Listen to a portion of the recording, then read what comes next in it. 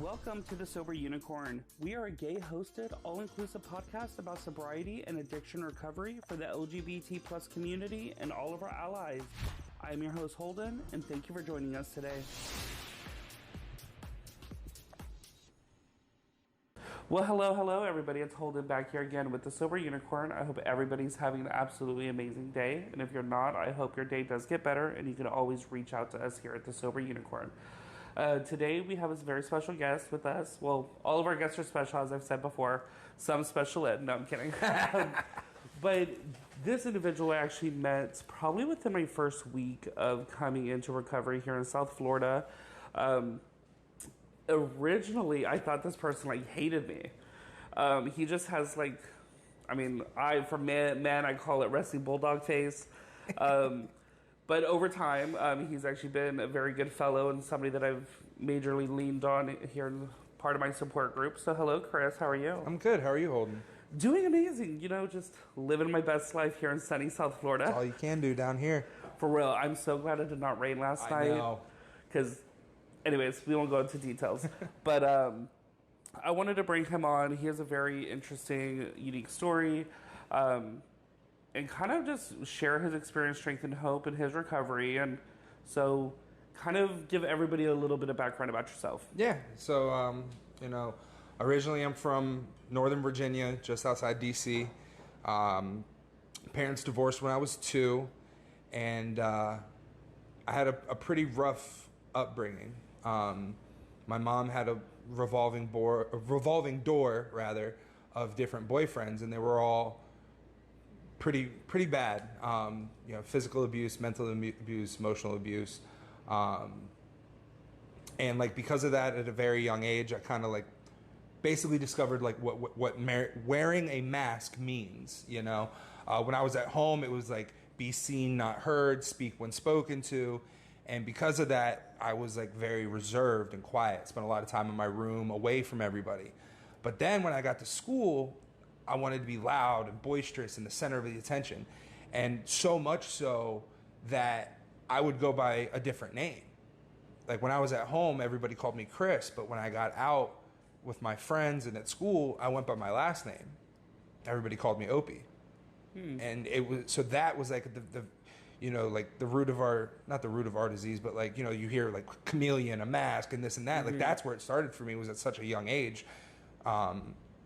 He was literally first grade when I started going by my last name. Damn.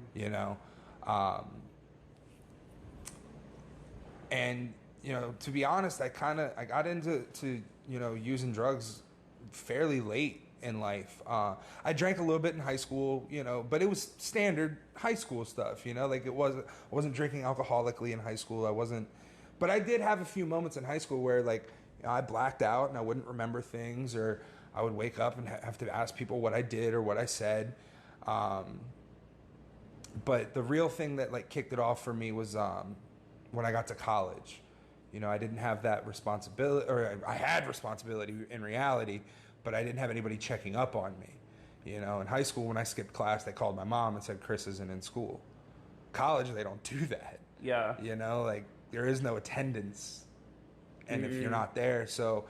I tell everybody that I threw a 4-month-long $9,000 party. Damn. In my college experience, because it cost $9,000 for the semester. I didn't go to class, and I ended up failing out. We got the letter in the mail on Christmas Eve, and they were politely asking me to not come back. And I remember calling the dean and being like, "No, you don't understand. This first semester was fun. This next semester, I'm gonna take it seriously. I'm gonna raise my GPA." And I'll never forget. She goes, "Chris, you don't have a GPA." Oh my God! I didn't have one, and so that was where I was introduced to depression for the first time. And I played sports in college. And then I failed out. Sports are gone. And I'd played sports from a very young age, the camaraderie, the team, all of that. And I always felt like being a part of something. And so sports are gone. College is gone. All my friends are in college having a good time. I'm back living with my mom, and I was miserable. So that's when I started experimenting. First started with weed. So the first time I smoked weed, I was 19. That's pretty late. It is pretty late. You know, like I was so anti-drug in high school that if you did smoke weed, I wouldn't hang out with you. Like, yeah. But by the time I was 20, I was introduced to opiates and a needle. Like that's how fast it progressed for me. I don't like talking about war stories. Like I will, but I don't like it. Just know that my life was bad. My life was unmanageable. All the things that you hear in a meeting. Burned bridges, lost jobs, wrecked cars, ruined relationships, the whole nine. I had a son. I thought that that would be my saving grace. It wasn't. All it ended up doing was I had a hostage now. And, you know, and I took my son to some seedy parts of DC, some seedy parts of Baltimore to get what I needed. And, you know, I put him in some serious consequences. You know, I lost custody of my son. You know, and I'm still, even today, I'm working on getting that back. But, you know, I really hit rock bottom when, let me backtrack a little bit. So I've been to rehab a few times. I've been to treatment quite a few times. And so much so that, like, I thought I wasn't a drug addict. I just had a heroin problem. So I can stop doing heroin, I'll be fine. Didn't work out that well. No. But I did not do heroin for 5 years. But I did everything else. You know what I mean? Like nothing else changed. Yeah. And then COVID happened and I fell right back into the opiates. But what really brought me to South Florida was alcohol. Like alcohol brought me to my knees worse than the opiates did. Really? Yeah. Because on opiates, man, like I just wanted to sit on the couch and chill. I wouldn't do anything, you know. But drinking, like I would drive, I would want to continue the party, I would want to go and do, and then you know your inhibitions get lowered, your mental capacity and your thought process gets skewed, and you know before you know it, I'm breaking into places to see if they've got like I had the door code to my neighbor's house, and I went into his house at like 2 a.m. to see if he had any alcohol, and like, you know, but what really brought it to what my rock bottom is February 9th, 2021. I had gone out with some friends the night before. I got home. I was feeling a little rough. And my mom, I was living with my mom at the time, and she got on me, and I just said, you know what, I'm leaving. She was like, I'm going to keep your son here. I was like, good. I can't drink if I have my kid with me. Oh, I can, but it's not safe. Yeah. So my mom keeps my son. I go out, and I go on like a all-day bender. And then it comes time for me to go back to my mom's house, and I was going to pick my son up, and we were going to go see his mother. But I couldn't drive, so she came to get us, and I got to my house. My mom wouldn't let me in. I said, if you don't let me in, I'm going to kick in the door. And I did. When I kicked in the door, the way the law works in Virginia, I kicked the door, so the door becomes an extension of myself. The door hit my mom and cut her in the face. Therefore, I assaulted my mother. That's a really weird law. Yeah. Yeah. I learned that at a younger age because I went to smack a beer can out of one of my mom's old boyfriend's hands. And they said that the beer can was an extension of his body. Therefore, I assaulted him, and I started the fight. So I already knew about that law. Okay. Kicked the door in, grabbed my son, put him in my girlfriend's car, and told her to get out of here because I knew I'd be going to jail. And I did. I got arrested, decided to headbutt a cop. Don't do that. It's not smart. Headbutting cops is not smart. Yeah, and then while I was in jail, my mom filed a protective order and an emergency transfer of custody. So I had lost custody of my son, and I was no longer allowed within 500 feet of my mom or my son. And even with all that, I still didn't stop. Yeah, that's insane, and it shows like how bad the addiction is. Mm-hmm. But ultimately, I made a decision that I needed to get some help, and I got some family members involved, and they helped get me down here to beautiful, sunny South Florida. It's crazy how many fucking people come to South Florida to seek recovery. Yep. And many of us, well, I didn't really come here. I didn't come here for rehab, but I did come here seeking a new start in recovery. Right. So when I go to meetings or anything like that, I would say 75% of the room are transplants from somewhere else in the States that came here for rehab, and that never left. And I think that's why the recovery community here is so massive and so fucking strong because of how many people come here and just don't ever fucking leave. Yeah.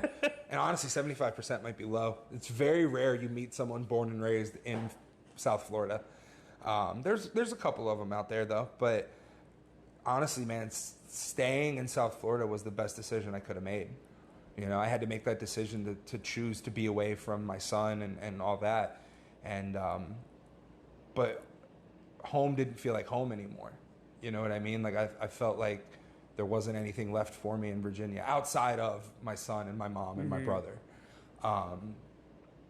But like my son and my mom and my brother aren't what's going to keep me clean. So what kept you, I mean, of course, rehab doesn't keep you clean either. So the thing is, what kept you clean? I immediately started to see the gifts of recovery. Immediately. I had 9 days clean and I was still in treatment. I was still in detox. And I got a phone call, and you know, well, I didn't get a phone call because we didn't have phones, but they pulled me into the office and say, "Chris, you have a phone call." And I get on there, and it's my probation officer, and she goes, "Chris, I just want to let you know," because I had 18 months of jail time over my head for the assault on my mom, and they said, "Chris, we spoke to the judge, we told him where you're at and what you're doing. Your 18-month jail time has been suspended. 9 days clean." Holy shit! And honestly, at 9 days clean, I wasn't sure I wanted to stay clean. You know, but I was like, okay. I was like, that's what 9 days looks like. What about 9 weeks? What about 9 months? You know? And then honestly, just from there, I just kept reaping the rewards of being clean. Like, you know, I was able to, I'm in a 3/4 sober living house right now, and it's a very selective, well, they're getting a little bit more lenient now because a lot of the people that have been there before me have moved out. But when I moved in, it was very selective. Like, you had to have 6 months clean. You had to have this. I met all the requirements except for having 6 months clean. And, you know, you can't rush that. Time takes time. Yeah. But they were like, you've done such a good job that we're going to change this rule and let you go in. So I got to go in there with less than 90 days clean. So, like, that was a gift, right? You know, like, I'm not supposed to be here. You know, I don't have 6 months and everybody else here does. Like, that says something. And then from there, man, like, I got a job. And, like, I know a lot of people that go through a lot of jobs in their first year in recovery. I have the same job today that I had gotten fresh out of rehab. So, question with that, because I know, of course, you're a bartender. I am. Why the hell would you go to bartending fresh in recovery? So, again, I do not recommend this. I can't stress enough how much I don't recommend this. There have been tons of people who have asked me to get them jobs, and I say, talk to me when you get a year clean. Like, I won't do it. Because I have seen, when I first got hired, I got a lot of people jobs there. None of them made it. Restaurant work is what I know. It's what I've done since I was 19 years old and I failed out of college, like I was telling you about. I became a bartender 3 days after turning 21. I went to Vegas for my 21st birthday. I get back. They say, hey, while you were gone, we fired our weekend bartender. You are now our bartender. I said, I don't know how to bartend. They said, sink or swim. It's an exact quote from my manager. Sink or swim. And I figured it out. During my many relapses, my mom, when I was living with my mom, said, if you go back to the restaurant industry, you can't live with me. So I got a desk job, and I had a desk job for 2 years.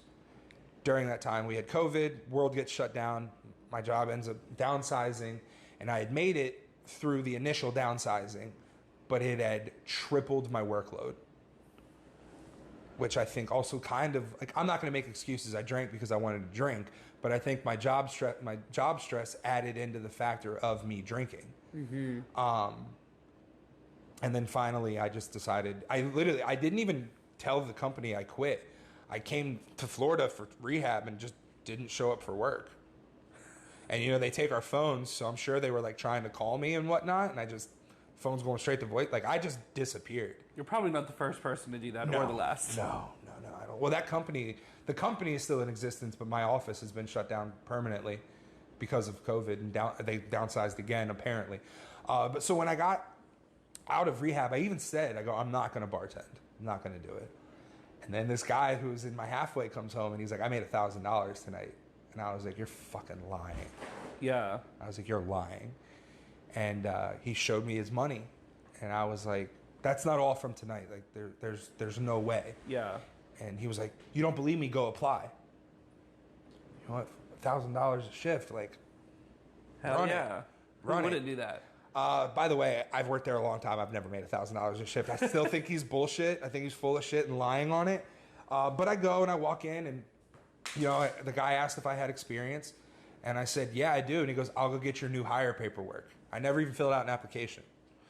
And for me, bartending is a constant reminder of what I don't want to happen to me. I watch people come in completely stone cold sober and leave being carried out by their friends, or throwing up in the bathroom, or me kicking them out for drinking and doing X, Y, and Z. Or I see my coworkers, because I used to be that coworker. I used to drink on the job all the time. It's free alcohol. Of course I'm going to drink it. Technically, it's not free. You'll get fired for that. I did. But I'll watch my coworkers, and I'll see them start to, or I'll watch a coworker make $300 in a night, and then the next day come in and be like, "I'm broke." I'm like, "How? We got off work at 11:30. It's now 11 o'clock in the morning. 11 and a half hours later, where'd your money go?" "Well, we went out last night." Well, yeah, and that's like 3.5 hours to get bliss. Exactly. Yeah. So, yeah, well, down here, yeah, they have even longer. Bars don't close to like 4. Some bars 4 a.m. Well, and most people in the service industry that partake are not only partaking in liquor. Correct. So, for me, I figured I needed to save money quick because I had none, and my mom said, "I'll pay for your first month of halfway. After that, you're on your own." And I was like, "Okay, well, I can't work 2, possibly 3 weeks before I get my first paycheck." And then I'm trying to figure out how to be clean. I'm trying to figure out what this new life is like. And now I'm going to figure out living paycheck on a paycheck. Give me the easy money, Yeah. for lack of a better word. I mean, it's not an easy job by any means. Like, it's difficult. It's stressful. Not everybody can do it. But I don't know. I genuinely enjoy where I work. I like the people I work with. I like my managers. It's right on the water. It's a beautiful view. And, I get to be on my feet. I'm not meant for a desk job. I've learned that. I'm not meant for a desk job. This 2 years I was doing it right before the pandemic, I was miserable. Yeah, you probably ballooned the fuck up in weight. I did. I weighed, the heaviest I ever weighed was during that, when I weighed almost 300 pounds. What's crazy is I have a friend back in Texas that was a bartender, got clean, remained a bartender, and he says the same thing. And the fact of that seeing these people just get sloshed makes him like okay, this is another reason why I stayed clean. Mm-hmm. But for you, being somebody that was in active addiction with alcoholism and other stuff, do you have a shorter temper or a shorter fuse when it comes to people being stupid and saying, "All right, bitch, you're cut off"? Yep. I absolutely do. One other thing before I get into that, another thing that helps with me is I tell all my coworkers I'm in recovery. There's no secrets. There's no hiding. Every single person I work with knows that I don't drink, I don't smoke, I don't do anything. And that is crucial, because if anybody starts to see me doing anything, they're going to call me on it. Yeah. But no, I absolutely, I'm real quick to be like, oh my God, luckily my bar is a big enough bar that there's always 2 bartenders. So if somebody starts to get real annoying, I will walk up to the other bartender and be like, "I'm not talking to them anymore. It's on you." And then if they piss off the second bartender, I love kicking people out and cutting people off, because it's a reasonable excuse for me to be unspiritual. Yeah, I never got cut off, only because I tipped my bartenders 40%. And oh yeah, I would let you hang out as long as you wanted, as long as you're not touching anybody or screaming any profanities. Yeah, no. And even then, profanities really aren't all that bad. It's a bar. But no, I do have a shorter fuse.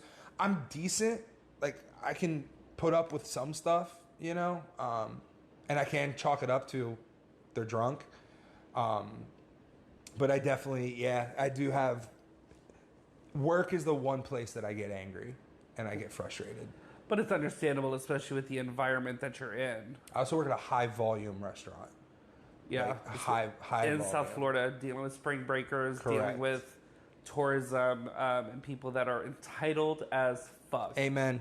Amen. But going back to like the gifts of recovery, for anybody that may be listening that is in early recovery or a few months in, know that sometimes these gifts can take fucking time. Yeah. Don't expect 9 days in No. to get anything, because the thing is, I'm 90 days in, and as of today, actually, Let's go. yeah, today's 3 months and 90 days. I'm so which is happy funny. for you. But the gifts of recovery are just starting to kind of show themselves to me. Even my last run, when I was 9.5 months clean, it took some time. And the thing is, we also perceive gifts differently. Correct. Like, getting a new job or an increase to other people is like an expectation, right. but to us in recovery, that's a gift. Right. Being able to like go to a store and afford a $50 pair of shoes, that's a fucking gift, because many of us, like, I'm hoping to get Renee on this podcast, but some of us didn't have shoes, couldn't afford shoes, how to go to Wom-Dizzy, pay less when it was in business, or steal from Payless like I did when it was in business. Get it how you can. Hey, I worked there, so I just walked out with all kinds of shit. But gifts take time, and so you have to make sure you're, even without the gifts, you're still willing to put in the work, because every day that you're clean is a gift of recovery. Because I'll bring this up. I had Chelsea on this podcast, and this is after my first relapse, and I said, I only have 30 days. Don't ever say that. She popped off. She's like, don't you ever dare put only in front of your recovery time. She goes, because most people can't dream of getting 30 days. And she goes, some people don't even get the chance to get 24 hours. So she's like, don't ever disqualify any type of time. My sponsor goes, fish swim, birds fly, addicts use. Because if you were to see a fish flying in the sky or a bird swimming in the ocean, you would say it's a miracle. So why is it not a miracle that you're not using? It is. Especially, I mean, some of us were deeper in than others. Yeah. I mean, I was an IV user as well. And it's like, to go from that to not shooting up, to not smoking it or snorting it, it's a fucking miracle in itself. And especially once the obsession is lifted as well. To not even think about using, to go on a daily life and be like, and not have to worry about, a bowl of meth right now sounds real fucking good. Now it's a bowl of Cheerios. Right. And there's days where, there's some days where you do think about it, but then there's some days where you completely forget about it. But those gifts do take time, but in my experience, they don't stop coming either. You know what I mean? Like, the opportunities that have arisen because of me being in this program have been abundant and not constant, but steady. Like, everything that I have, I've gotten because of this program. My car, I bought it from somebody in the program. My living situation I'm in right now is sober living, but the realtor I have, I'm trying to find my own place right now. The realtor I have, I got from somebody in this program. I have a mini fridge that I got from somebody in the program. I have a filing cabinet I got from our home group. Like, everything that I have is because of this. But a lot of that stuff is like the financial gain and stuff, which is like fine and dandy, but at the end of the day, you can't take it with you. One of the things that I got is, like, I'm allowed within 500 feet of my mother and my son. I'm going on a vacation with them in August, and I went on a vacation with them last year in August, and I went on a vacation the year before that with them in August. Like, I'm able, and my mom, when I went home for Christmas. Thank you. Jeez. When I went home for Christmas and it came time for me to leave, my mom cried and said, "I will miss you." Like, this is the same woman I broke her front door and, like, split her face open. My mom's getting ready to come down. My anniversary is coming up. My mom's going to fly down here and see me pick up a medallion. Like, the same woman that didn't want me within 500 feet of her and didn't want me to be around my son wants to be around me now. My mom is talking about moving to Florida when she retires at the beginning of next year. And another thing is, like, sometimes you have to look for the gifts. Because, like you said, a job offer might not be a gift, it might be an expectation. Well, in reality, it's a gift.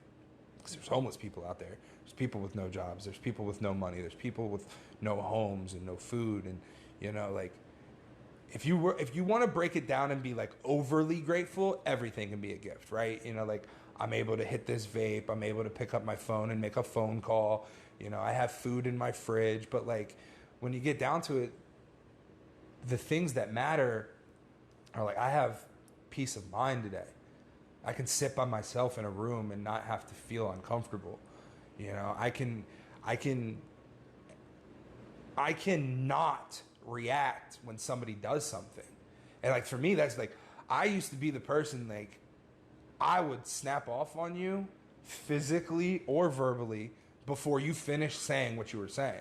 Like, I didn't give, like, you know, a lot of people grew up like, don't be the first one to, you know, don't start the fight, but you better end it. And like, no, I'll start the fight. That's fine. Someone's going to have to, and I'll be that person, you know? You ever see like people when they get in fights, like start shoving first? Yeah. Nah. The minute somebody shoved me, I considered that the first hit. Done. Yeah. You know, but like now I can not give my attention to things. I can not respond. I can sit there and be like, okay, well, this person is going through this, or maybe this person's having a bad day and I'm the unlucky person they're taking it out on. Like, sometimes I fall short. Sometimes I take things personally. Sometimes I do, you know, I'm not perfect. Because we all go through our own stuff. Right. And so sometimes people catch us at the worst times. I mean, recently with a person, I had to step back because I verbally snap off on people. And when I do that, I dig deep. Same. I go for the jugular. Same. I go for the gut. And I was like, I had to take a step back and be like, maybe they're going through something too. So like a couple hours later, I texted that individual. I was like, are you okay? Because you don't seem okay today. Right. And they're like, no, I am going through some stuff, blah, blah, blah. I said, okay. Like, and it could have escalated a lot worse if I was just trying to prove myself correct and just trying to make myself feel that I won the fight. Like, I took a small step back, focused on the other person and what they were going through, and it was a simple conversation rather than having to call sponsors and be like, oh shit, we gonna have some drama. But even that's a gift of recovery because you were able to not be selfish. Mm-hmm. You were able to take a step away and realize, like, maybe this person's going through something that I know nothing about. And, you know, like, I'm the same way. My mom will tell you, like, my words will hurt worse than my fists ever will. Because, like, I don't pull any punches when I'm arguing or when I'm fighting with my tongue. Like, I'll say things that I know hurt you, and I'll say them intentionally. Yeah, and the thing is, I'm selfish as fuck. One, I'm an addict, so I'm selfish as shit. And two, I'm gay. Like, we're so fucking self-absorbed, it's not even funny. So before we come to, like, the closing of the episode, what is something you would like to share with everybody that you haven't thus far?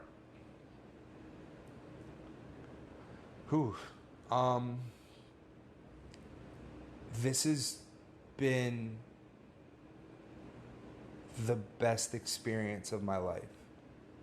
You know, this clean time that I have right now, like, it's something that I'm proud of. It's something that I've earned. And, you know, like, I give thanks to my higher power, which I choose to call God. If that word scares you, it's just a 3-letter word. Don't give it that much weight. It's not that serious. But a lot of the work is through my higher power, but, like, I did a lot of it too. And this is something that I can look at and be like, I am proud of this. And, like, you know, any addict, if I can do it, any addict can do it. You know, and, like, if the addicts that came before me can do it, then I can do it. And, like, I'll never forget when I was in treatment and somebody came for an H&I and they said, look to your left, look to your right. Of you 3, one's going to die, one's going to relapse, one's going to stay clean. And the same person who said that, he goes, somebody told me that when I was sitting in these seats. And my first thought was, why can't I be that one? Yeah. And I took that to heart. But, you know, in a perfect world, we'd be able to get that to, well, why can't it be 2 out of 3? Why can't it be 3 out of 4? Why can't it be 7 of 10, 8 of 9? You know what I'm saying? Like, in a perfect world, like, it'd be great if we could continue to see the success of recovery continue. But you got to work at it. This is not something that's just going to happen through osmosis. Like, you got to put the effort into it. And always remember that one more time thinking that I could use or just drink one more time could be your last. Because very, very real possibility. just like the discussion the other night, I mean, they're fucking heroin. There's really not real heroin anywhere anymore. There's no such thing as heroin anymore. So it's like, the thing is that one more could be the end of it all, which I've heard many people state, losing friends and loved ones through recovery. So don't allow that one more to be your last. Correct. Correct. Because when I first came down here, there was a gentleman, he had 3 years, and he used one time, and he is no longer with us. And I knew him personally. That's crazy. That's nuts. Mm-hmm. Well, I hope, I mean, I know that will happen in my recovery, but hopefully no time fucking soon. Correct. But I do appreciate you, Chris, coming down here and talking to me today. Thank you so much. Thank you again for listening to today's episode. Hit that follow button to be notified about new episodes every week. If you'd like to reach out to us, you can find us on Instagram at The Sober Unicorn Podcast or on our website at thesoberunicornpodcast.com. There you will find our episodes as well as our very own sober-owned shop featuring products from small businesses that are sober-owned. And remember, everyone, don't be normal, be a unicorn, but better yet, be a sober unicorn.